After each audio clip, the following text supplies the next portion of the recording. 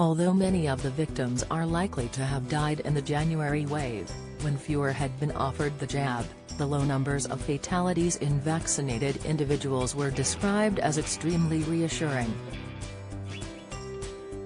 Data showed fewer than 1% of those who lost their lives had been double-jabbed. Only 256 of those were thought to be true breakthrough deaths, where the victim tested positive for the virus at least 2 weeks after their second dose. Others caught the virus between doses or within 14 days of their second, before there had been enough time for immunity to fully develop. Professor Gino Martini, chief scientist for the Royal Pharmaceutical Society, said, "It is extremely reassuring to see the latest statistics around the vaccination program in England. The data shows that people are much better protected from the virus after 2 doses. Hopefully this will inspire others to get the vaccination to protect themselves and others."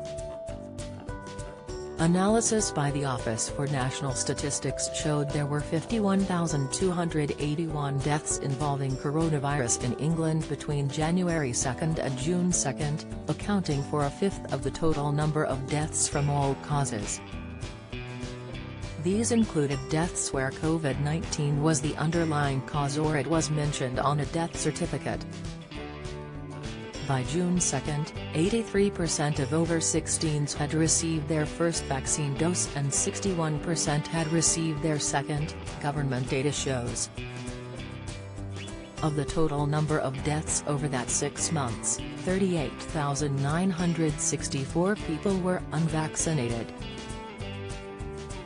Kevin McCondway, Emeritus Professor of Applied Statistics at the Open University, said the figures showed that being fully vaccinated reduces the chance of a death involving COVID-19 very considerably, compared to not being vaccinated at all. He added, "The vaccines aren't perfect, some people do still die of COVID-19 even though they are fully vaccinated. But no vaccine is 100% effective." Of the breakthrough deaths, 61% occurred in men and the average age was 84.13. 1% were of people thought to have had weakened immune systems, compared with 5.4% for other COVID-19 deaths. This included people with a health condition or undergoing treatment that left them immunocompromised. There were 30,825 new COVID-19 cases and 61 deaths within 28 days of a positive test confirmed yesterday.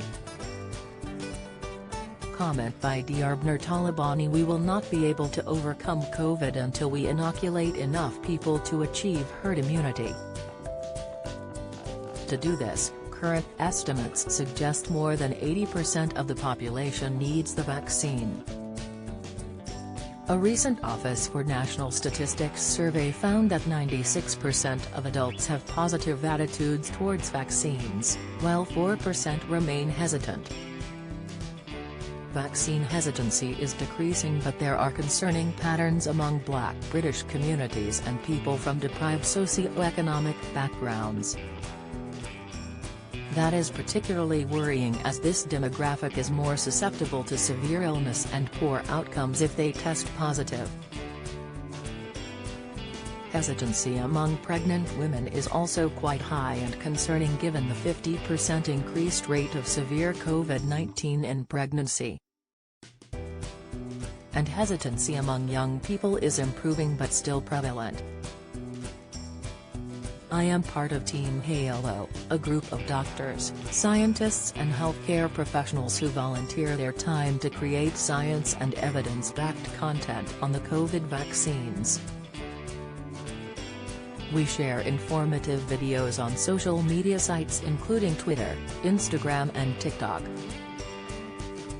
But there is a lot of misinformation and it's putting lives at risk. common myths include rumors about fertility, the spike protein in the vaccine being harmful and the vaccines causing long-term side effects.